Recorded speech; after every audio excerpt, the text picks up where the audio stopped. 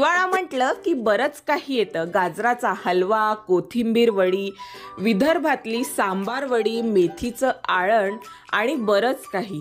याआधी आपण रेसिपी थिएटरमध्ये मटार पॅटीस कसे करायचे ते तर बघितलंच आहे. तर आज आपण इथे मस्त खुसखुशीत अशी मटार कचोरी कशी करायची तेही बघूया. त्यासाठी इथे मी 1 वाटी मैदा आणि 1 वाटी कणिक घेतली आहे. तुम्ही इथे 2 वाट्या मैदा किंवा 2 वाट्या कणिक सुद्धा घेऊ शकता. चवीनुसार थोडं मीठ घातलंय, 4 चमचे तेलाचं मोहन घातलंय आणि ह्याला छान आपल्याला मिक्स करून घ्यायचंय.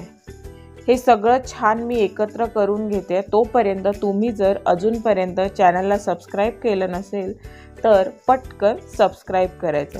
जेव्हा अशी मूठ वळते तेव्हा समजायचं तेल आपल्या पिठाला छान व्यवस्थित लागलं आहे. आता थोडं थोडं पाणी घालून आपल्याला याचा छान असा गोळा मळून घ्यायचा आहे.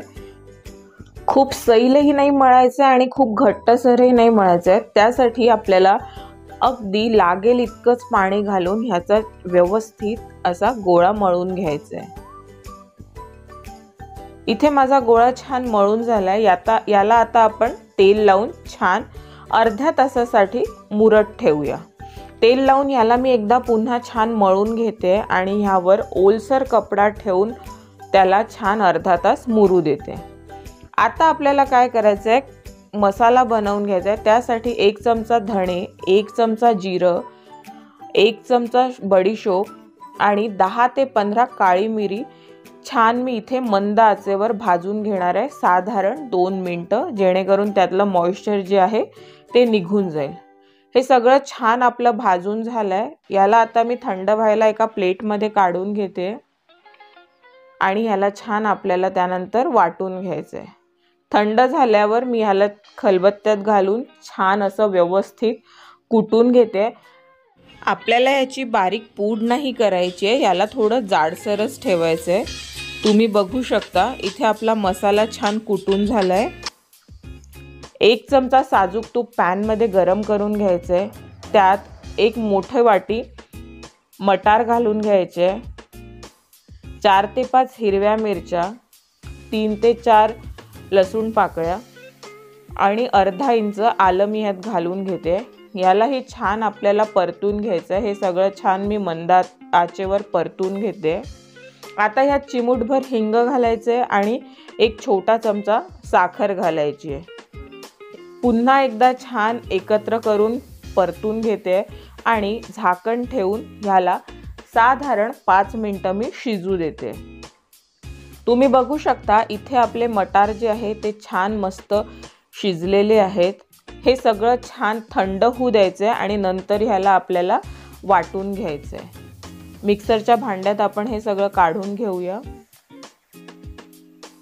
आणि याला असं वाटून घेऊया. खूप फाईन पेस्ट करायची नाही आहे. तुम्ही बघू शकता मी याला कसं वाटून घेतलेलं आहे. आता यात आपल्याला घालायचं आहे वाटलेला जो मसाला आहे तो, चवीनुसार मीठ आणि 1 चमचा आमचूर पावडर. हे सगळं छान आपण एकत्र करून घेऊया. इथे आपलं कचोरीसाठी लागणारं सारण जे आहे तेही तयार आहे. आता आपण गोळा जो आहे तो एकदा पुन्हा छान व्यवस्थित मळून घ्यायचा आहे आणि त्याचे समान असे गोळे करून घ्यायचे आहे. मी इथे गोळे करून घेते. तोपर्यंत तुम्ही माझ्या फेसबुक आणि इंस्टाग्राम पेजला फॉलो केलं नसेल तर पटकन जाऊन तिथेही फॉलो करायचं आहे. व्हिडिओमध्ये दाखवल्याप्रमाणे अशी तुम्ही गोळ्याची वाटी बनवून घ्यायची आहे आणि त्यात मावेल इतकं सारण भरून घ्यायचं आहे. हे सगळं व्यवस्थित आपल्याला बंद करून घ्यायचं आहे, जेणेकरून त्यातलं जे सारण आहे ते बाहेर येणार नाही. तुम्ही बघू शकता मी कशा प्रकारे ह्याला छान बंद करून घेते आणि हातावरच मी ह्याला थापून घेते. तुम्हाला वाटेल तर तुम्ही ह्याला अलगद हाताने लाटूही शकता, पण मी ह्याला अशाच प्रकारे थापून घेतलंय.